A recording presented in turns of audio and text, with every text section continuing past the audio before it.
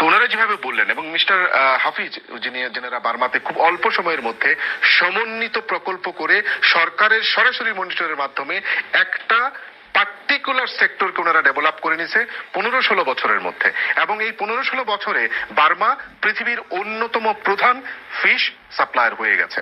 তো এই জায়গাটার জন্য ওনারা যেভাবে বারবার বলছিলেন যে সরকারের সরাসরি যদি মনিটরিংটা থাকে এবং ব্যক্তি পর্যায়ে যেই কাল্টিভেশন গুলো হয়েছে সেগুলোকে সমন্বিত আকারে পরিকল্পনার মধ্যে নিয়ে শুধুমাত্র এক্সপোর্ট জোন তৈরি করে যদি এই ফিশারিটাকে একটু লক্ষ্য রাখা যায় এবং সেখান থেকে অধিক পরিমাণে বিদেশি এক্সপোর্টের ক্ষেত্রে সম্ভাবনা রয়েছে, এই কথাগুলো ওনারা বলছিলেন। সুপ্রিয় দর্শক, আপনাদের সবাইকে অসংখ্য ধন্যবাদ বাংলা টিভির এই প্রোগ্রামে আমাদের সঙ্গে থাকার জন্য।